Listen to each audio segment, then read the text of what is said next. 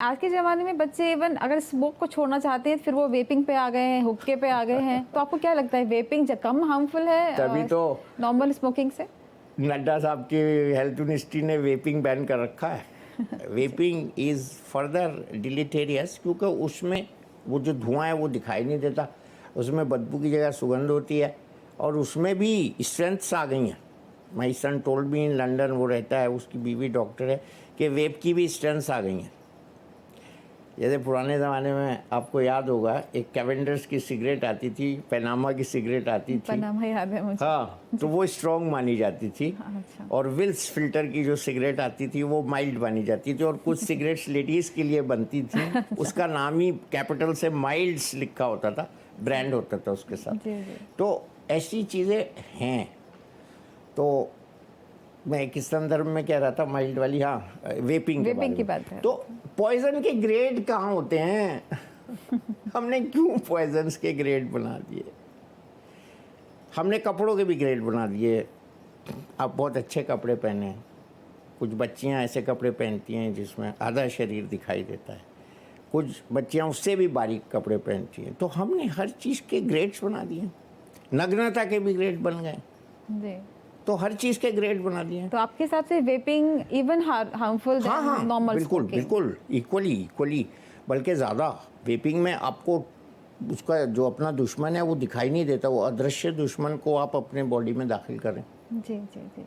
लेकिन चलिए smoking, suppose मैं स्मोकिंग नहीं करती है, मेरे भाई परिवार वाले स्मोकिंग नहीं करते, पर दिल्ली एनसीआर में रहते हुए आजकल लोग कहते हैं कि आपकी 8 से 10 जो है साल उम्र घट गई है। तो इस पोल्यूशन का क्या करें? और अगर पोल्यूशन में रह ही रहे हैं तो हम और क्या प्रिकॉशन ले सकते हैं कि हम इससे कम अफेक्टेड हों? बड़ी क्षमा याचना के साथ कह रहा हूँ, पहला तो उपाय यही है, दिल्ली छोड़ दो। दूसरा ये है कि सांस मत लो, दोनों ही संभव नहीं है, इम्पॉसिबल। सो यही है कि अब इसमें जॉगिंग करने मत जाओ भैया, सुबह सुबह जहरीली हवा में, घर पे व्यायाम कर लो, योगा कर लो। देखिए ये सब मैन मेड डिज़ास्टर्स हैं। मैं बहुत दिन से, मैं रात एल्फोंस साहब के साथ बैठा था, उनसे भी यही कह रहा था कि चंद लोग, कुछ 100 लोग पराली जला के, मैं एक एग्जांपल दे रहा हूँ, जी।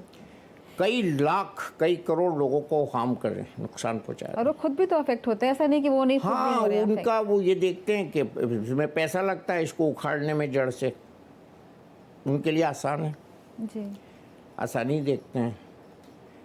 इसी तरह से बहुत सी चीज़ें, आपने पोल्यूशन की बात की ना, पोल्यूशन से भी ये कार्डियक डेथ्स बढ़ रही हैं। हाँ, मैं वही आपसे पूछना चाह रही थी। Pollution is our enemy and our, आपने स्मोकिंग की बात की, सही कहा आपने बिल्कुल, बल्कि अब तो मैं बढ़ा दूंगा, 20 सिगरेट कर दूंगा 11 से। आपने 11, 10, 11 की बात की।